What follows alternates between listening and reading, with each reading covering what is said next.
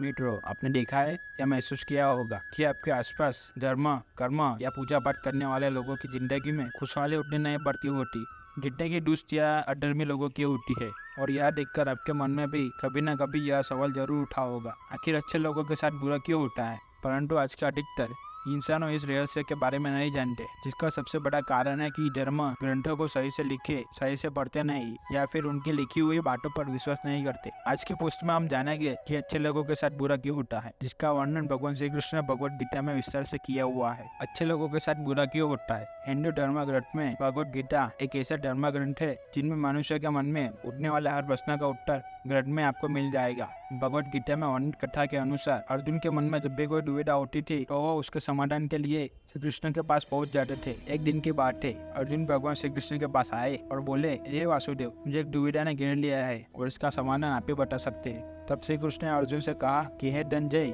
अपने मन की दुविधा विस्तार से बताओ, तब मैं उसका हल बताऊंगा। तब अर्जुन बोले, नारायण, कृपा करके मुझे यह बताए कि अच्छे लोगों के साथ बुरा क्यों होता है जबकि बुरे लोग हमेशा खुशहाल दिखते हैं। अर्जुन के मुख से ऐसी बात सुनकर श्री कृष्ण जी मुस्कुराते हुए बोले, हे पार्थ, मनुष्य जैसा दिखता है या फिर महसूस करता है, वास्तव में वैसा कुछ नहीं होता, बल्कि अज्ञानता मनुष्य सच्चाई को समझ नहीं पाता। श्री कृष्ण की यह बात सुनकर अर्जुन हैरान हो गए और बोले, हे नारायण, आप क्या कहना चाहते हैं, मेरी समझ में नहीं आया। अब श्री कृष्ण बोले, अब मैं तुम्हें एक कथा सुनाता हूँ, इसे जानने के बाद तुम समझ जाओ कि हर एक प्राणी से कर्म के अनुसार ही फल मिलता है। अर्थात जो बुरा कर्म करता है उसको बुरा फल ही मिलता है और जो अच्छा कर्म करते हैं उनको अच्छा ही फल मिलता है, क्योंकि अच्छे कर्म और बुरे कर्म मनुष्य पर निर्भर करता है। प्रकृति हर मनुष्य को राह चुनने का मौका देती है। अब इसका फैसला करना ये व्यक्ति किस राह पर चलना चाहता है, ये उनकी इच्छा पर निर्भर करता है। श्री कृष्ण अर्जुन को कथा सुनाते हैं। फिर कथा सुनाते श्री कृष्ण बोले, बहुत समय पहले की बात थी, एक नगर में दो पुरुष रहा करते थे।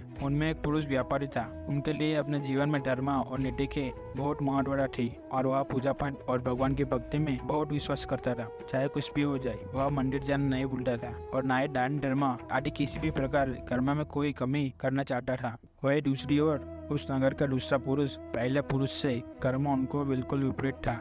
वह पुरुष प्रतिदिन मंदिर तो जाया करता था, लेकिन पाठ पूजा के उद्देश्य नहीं बल्कि मंदिर के बाहर से चप्पल एवं धन चुराने के उद्देश्य से मंदिर जाया करता था। उसने दान धर्म नीति आदि किसी से कुछ लेना देना नहीं था। इसी तरह समय बीतता गया और एक दिन उस नगर में जोर से बारिश हुई, जिसकी वजह से उस दिन नगर के मंदिरों में पंडित के अलावा और कोई नहीं था। यह बात जब दूसरे पुरुष को पता चली तो उसके मन में ख्याल आया, अभी सही मौका है मंदिर के धन को चोरी करने के लिए। और वह बारिश में ही मंदिर पहुंच गया और वह व्यक्ति मंदिर पहुंचकर उस पंडित की नजरों से बचकर मंदिर के सारे धन और जेवरात चुरा कर वहां से निकल गया। उसी समय धर्म कर्म में विश्वास रखने वाला उसे पुरुष भी मंदिर पहुंचा और भगवान के दर्शन किए, परंतु दुर्भाग्य से मंदिर का पुजारी उस दूसरे पुरुष को ही चोर समझ बैठा और शोर मचाने लगा। शोर सुनकर मंदिर में भीड़ जमा हो गई और सभी लोग उस पहले पुरुष को चोर समझ बैठा और उसे अपमानित करने लगे।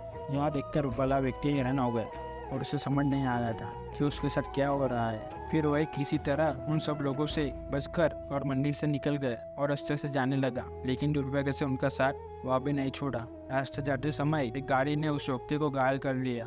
फिर वह लंगड़ते हुए वह पुरुष रास्ते से घर को जाने लगा। फिर रास्ते में जाते जाते उस व्यक्ति की मुलाकात वह दूसरे व्यक्ति से हुई और मंदिर से धन चोरी करके जा रहा था। वह दूसरे व्यक्ति झूमता नाटक खुशी से जा रहा था और यह वह बोलता हुआ जा रहा था कि आज तो मेरी किस्मत ही चमक गई, एक साथ इतना सारा धन मिल गया। यह बातें उस बड़े आदमी ने सुन ली और उसे हैरानी हुई और क्रोधित होकर और घर जाकर उसने भगवान की सारी फोटो निकाल कर फेंक और भगवान से नाराज होते ही अपना जीवन व्यतीत करने लगा।